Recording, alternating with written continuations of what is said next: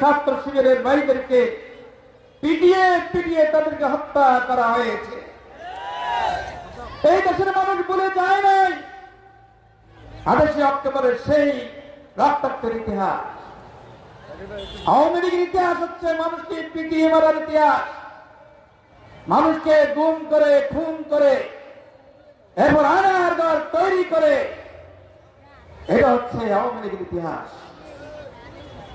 সম্মানিত ভাইরা, আবার আমাদের আমিরি জামাত সেই প্রাক্তন বর্ষিয়ান নেতা অধ্যাপক গোলাম আজম রাহিমুল্লাহ সহ মাওলানা মতিউর রহমান নিজামী সহ আল্লামা দেওয়ান হোসেন সাইদি সহ এক এক করে 11 জন শীর্ষ নেতাকে অন্যায়ভাবে তাদেরকে দুনিয়াতে বিদায় করে দিয়েছে।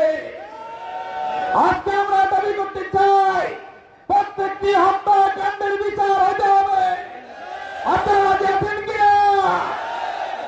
সম্মানিত ভাইয়েরা, প্রয়োজনে শেখ হাসিনাকে দেশে ফিরে এনে আমাদের সকল নেতৃবৃন্দকে যারা হত্যা করেছে তাদের বিচার এই মাটিতে হতে হবে, হতে হবে। সম্মানিত ভাইয়েরা, বাংলাদেশের জনগণের এখন কথা হচ্ছে, আমরা অনেক দলকে দেখেছি, অনেক দলের দেখাচ্ছে, এবার হবে জামাত ইসলামীর বাংলাদেশ,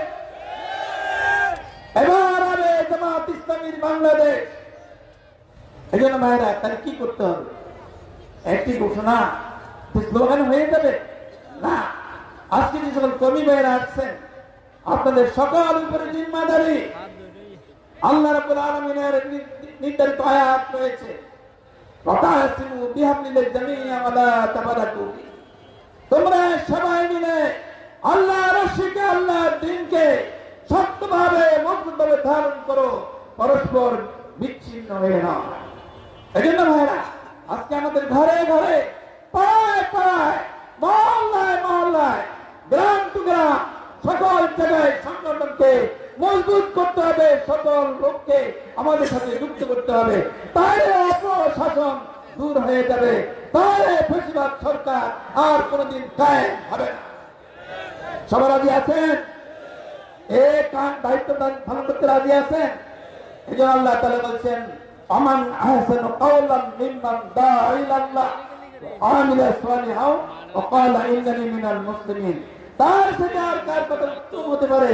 যারা মানুষকে আল্লাহর দিকে ডাকে, আল্লাহর পথে ডাকে, আর নেক আমল করে, আর ঘোষণা করে ওয়া ক্বালা ইন্নানি মিনাল মুসলিমিন, আমরা মুসলমানদের মধ্যে অন্তর্ভুক্ত। এজন্য ভাইরা, আমাদের সমাজকে সুন্দর করতে হলে, ইসলামের আলোকে সাজাতে হলে, তাহলে আমাদের ঘরে ঘরে দাওয়াত পৌঁছাইতে হবে, কোরআনের দাওয়াত সকল ঘরে ঘরে পৌঁছাইতে হবে। আল্লাহ তাআলার কাছে তৌফিক কামনা করে সকলকে আন্তরিক মোবারক ধন্যবাদ দিয়ে আমার বক্তব্য শেষ করছি। আসসালামু আলাইকুম ওয়া রাহমাতুল্লাহি ওয়া বারাকাতুহু।